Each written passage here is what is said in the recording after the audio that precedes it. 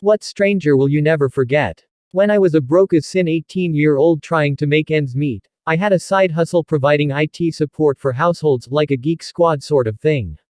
In practice, I would mostly set up computers for elderly people and the tech illiterate, and teach them how to use them.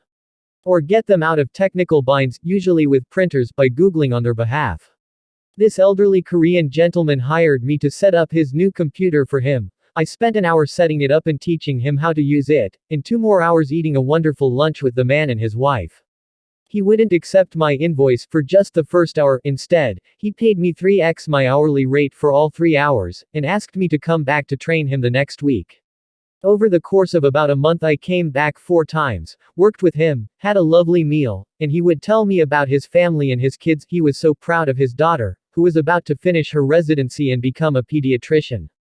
By the end of the month he was pretty comfortable on the PC, and I thanked him profusely for how kind he was and how ridiculously he'd overpaid me. He told me I reminded him of his son, who was estranged for some reason. I didn't press, and that he hoped somewhere out there somebody was being kind to his son, and sharing a home-cooked meal with him. I don't know why, but more than 10 years later I can't think of that guy without tearing up. I hope everything turned out well for him. Damn, this reminds me of the Japanese rent-a-family business, sad all around. The rent-a-family thing is way overblown. While it exists to some degree, you can trace back a lot of the posts and articles about how it's such a big deal to one main source. The one company that gets reported on all the time, which I won't name because I don't see any reason to give them more publicity. For whatever reason, Western media really loves the Weird Japan beat. Edit. Though to be fair, Japanese media isn't immune to Weird Japan either. There was a flurry of domestic content after the previously mentioned output from the international outlets made the rounds. They probably worked on one story that did really well and was shared widely, and figured to keep milking that train until people stopped reading. Oh, for sure. Just reading this I thought of a similar story of someone who rented a child to spend time with after he, a while ago, disowned, became estranged from his child due to who they married and the life path they took. On one hand, the reliance on the substitute family member, forming a proxy relationship to deal with issues of regret and loneliness, is sad. On the other side, there was hope in the fact the rented family members encouraging him to reach out to his family, and what to say and such. I'm Japanese. In my experience, the French are actually very well aware about Japanese culture and there's a lot of mutual respect. My Japanese friend lived in the Maldives for 3 years and he really enjoyed his time there. According to him, most Maldivians don't really know about or care about Japan. But once he befriends them, they are super nice. I've lived in the US on and off for over 20 years and it really depends on the person, but if I had to give an average, it's more towards ignorance or general disrespect. As the other person wrote, it can be generational.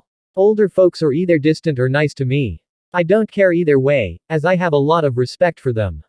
Middle-aged PPL are generally nice. They are more experienced in life and are not that quick to judge. The young Americans are extremely cocky. It's a wide range, but most often I get mocked or belittled by white PPL. Gender doesn't matter. Most of my past classmates and coworkers in their 20s generally didn't want to get to know me well, and after a few initial greetings, they would start to ignore me when I tried to have conversations with them. They do it very subtly too, so it's not obvious. There was nothing I could do but to move forward and look for PPL who would treat me equally like human. I did find a few good PPL over the YRS, but it was a lot of trial and error. BCS there were only 2 types of PPL who would be interested in befriending me. The first type were the PPL who think of themselves as cultured. They've read and heard of Japan in bits and pieces, but it's more the Weird Japan approach. These PPL will ask me how xenophobic or crazy we are, using examples like the rental family, which was proven to be a hoax, and try to learn about how weird Japan is. My guess is that they like to feel superior. As a fob, I used to give them ammo to diss my own country, but now I'm not a fob, so I don't engage with this type. The other group is the tiny minority of anime lovers who rave about animes. They're generally nice, but I don't really watch anime anymore, so I can't satisfy their need to talk about anime. So only a few of these survive as friends. In the end, I've made friends through work or through a hobby. Online, I see so much misinformation about Japan.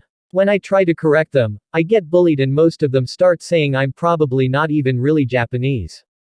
I have no idea why these PPL think they know more about my own country than me, an actual Japanese person. Can anyone shed any light? I'd really love to know. The lady who told me I looked great in blue, and that it was clearly my color. To this day, if I'm deciding between shirts to buy, or wear, I'll go with blue. That compliment was about 15 years ago at least. Reminds me of how I won't cut my hair beyond a certain length because I was once told by my friend's mum that I looked really fantastic and like Iggy Pop or something. Someone told me I look like Jerry Garcia. I dunno if it's a compliment or not. But holy shit, they were right. I look like a Muslim Jerry Garcia. My boss at work tells me I look like Jerry Garcia and she then proceeds to make fun of me for being a stoner, and I don't even smoke, I just look like I do lol. My lost wallet was returned in the mail. The anonymous stranger sent it back at their own expense, $9.75 postage, with all the money, credit cards, driver's license, and other items intact, nothing was missing. Asterisk a note enclosed read. Asterisk, please do something kind for a stranger whenever you have the opportunity. My dad is a long-distance cyclist. He found someone's phone and wallet on the side of the road, and did the same. I was walking past a local bar, and found a phone case in the middle of the road around a corner and about a block away. The kind that carries credit cards, cash, the whole deal, and a new, for the time, iPhone. I took it home hoping I could figure out whose it was from the info inside. Turns out it was unlocked. I found the most common contact, called that number. A dude answers and I say, I just found this phone. Do you know the person that owns it? He says, where are you? So I give him my cross streets. He says, we'll be right there. 5 minutes later the phone rings, and the guy says he's outside. So I go outside. He has a woman with him.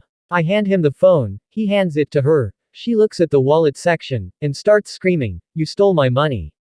Where's my money? Where are my credit cards? She's clearly plastered. Dude points to the credit cards.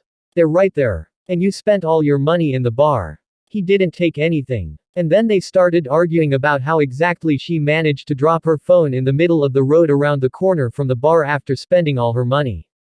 Talk about strangers you'll never forget. Had a similar thing with a new iPhone I found in the little dog park across the road from my house.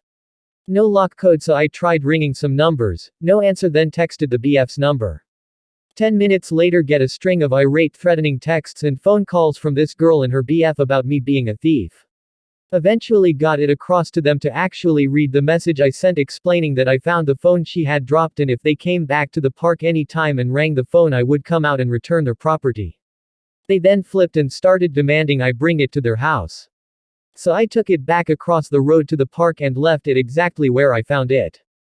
I once found a woman's wallet that had already had the money stolen but still had her ID and bank card, so I dropped it off at her bank for her. They took my phone number and she texted me several times over the next month thanking me for saving her the trouble of replacing her ID. A few years later I found a guy's wallet with around $400 in it outside a 7-Eleven in the pouring rain in the middle of the night. Took it home, laid out all his cards and money on the table so they would dry and returned it to his bank the next day. The bank manager came out of his office to thank me for returning the wallet and money, said they almost never get them back with the cash still there. They took my number and the dude never even texted or called to say thank you. I'd still return the cash if it happened again, and I know you shouldn't expect a thank you for doing the right thing, but holy hell does it still rankle me a bit to this day. Maybe it's just the contrast between no thank you at all and the bank manager and the other woman so happy just to get her ID back, or that I took the time so his wallet and ID wasn't ruined, but man, that guy's wallet would probably have been gone and pilfered 2 seconds after if I hadn't found it. One of those things where you know it really shouldn't bother you but it still does. It's more than possible that the bank didn't forward your phone number to the gentleman, so there was no way he could thank you later. They may have either lost the number, or overlooked it when the man came to get his property. Don't overthink it. It's very possible that he was incredibly thankful and just had no way of reaching out to you. I was driving down south with my girlfriend, we have a blowout, so I put on the donut. The donut blows out while we're exiting the very next exit. So there we are, maybe 19 and at least 100 miles from anyone we know, at a gas station in the middle of nowhere. I'm thinking on what to do next, and probably looked like there was something wrong, so this older man offered to help. He drives me 20 or so minutes to a junkyard to get a cheap tire. Then he puts the tires on the rim with no more than a pry bar and some soapy water. Had a compressor on his truck so he aired it up and I put it on. And we went on our way. Ah, we need more people like that guy in the world. It starts with you. Play your part and I'll play mine. We can make this world bright enough to shine. Yes, indeed. We've all got talents to share with the world. The most satisfying thing in life is helping others not for personal gain, but for the sake of making the world around you just a little bit better. I volunteer at a suicide hotline. Some guy, Bob, called in and we started talking about his home situation. Nothing absolutely horrendous. But he felt trapped, and stressed, and felt like he didn't have options. When people use language like that, our training says we should ask if they are thinking of suicide. Many volunteers have trouble with this. But if you mention suicide to someone who is not suicidal, it doesn't make them more suicidal, they just correct you and say, no. I feel more like XYZ. So I asked Bob, you're using a lot of language that people use when they're thinking of suicide. Are you thinking of suicide? There was a pause. And then a huge wail. I could hear so much pain in his voice. I listened to him cry for at least 5 minutes. I've talked to people who had suicidal ideation before. It would be better if I were dead, kind of thinking, but with no plan. Bob said yes, he was considering suicide and we talked it out a bit more. After the pause and wail, that was the most concerned I've ever been for a human being outside my family. This wasn't just talking, I felt like he had already made up his mind about it, which was so scary. I only know what he told me. I know he was in his car parked somewhere. I know we got a few short laughs out of each other and we made some plans for him. Plans are important because it gives you a sense that if he has something to do, to plan for, he can't commit suicide. Anyway, he truly is a stranger. I don't know his real name or what he looks like. I just know his story, and I know that he was in immense pain that day. He had a particular kind of accent, and, whenever I meet someone with that same accent, I think of him and hope he's okay. If you mention suicide to someone who is not suicidal, it doesn't make them more suicidal. This is an important topic to address, because so many people, including doctors, try to avoid the suicide topic because they are afraid they could trigger suicidal thoughts if they talk about it. But thankfully that's not how this works. Indeed, it is very important to ask directly if the person is considering suicide even at the slightest hint. We made some plans for him. This is a really great tool to help suicidal strangers that you know nothing else about. What also works is signing a contract, can be done orally as well, that they promise to contact you immediately as soon as they get suicidal thoughts. This way they can always be sure that no matter how hopeless everything else is, there is someone out there who's ready to at least hear them out.